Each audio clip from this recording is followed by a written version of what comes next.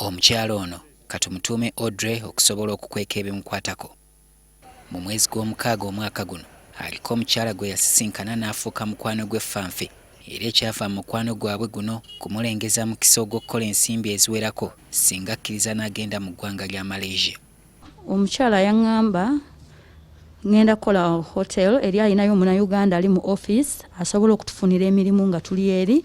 Emboozi y'omukyala ono ng'amaze okugoba mu kabuga Buchabayan mu ggwanga lino okutuukiriza ebirooto bye aginyumya n'oyoza ne ku mmunye. Yatugamba nga tuva wano n'atuwa ennamba y'oli omuntu agenda tureceivinga nga tutuuse eri ne tumukubira nga tutuuse ne batunona ne batutwala.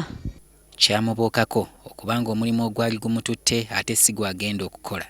Bakuula ekiro lwe twatuuka tetwawummula, kwe kutuuka kwe kwambala okututwala. Engoye ze bampa engoye ezambalibwa bamalaaya, nayambala ka patra ne ka blouse.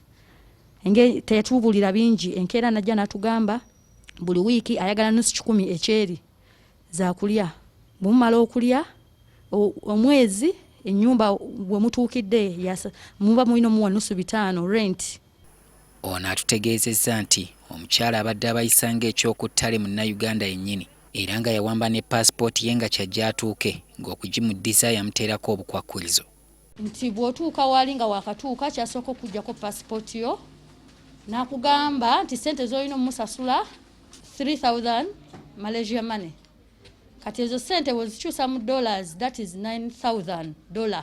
Omu ku basajja abaamugulako ku luguudo ye yamukwatira ekisa okumuwa kompyuta ye okunoonyereza ku kitebe kya Uganda mu ggwanga lino era n'amutuusaayo. Kati nannyambako ne tukikebera embassy ne tugifuna ne mpandiika order details nejjukira nga sina wadde $5. Ka information akatono katuke tugenda okufuna tugenda kusharinga ne embassy ya Malaysia ne Foreign Affairs tulabe nga tusobola omukyalo oyo okumubuulirizaako naye.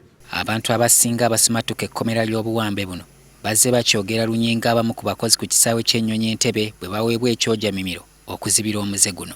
Okusinziira ku alipoota ya Minisitule y'ensonga ez'omunda eyafuluma omwaka oguwedde ng'ekwata ku by'okkukusa abantu, Bannayuganda 429 be baakukusibwa okutwalibwa mu mawanga agatali gamu.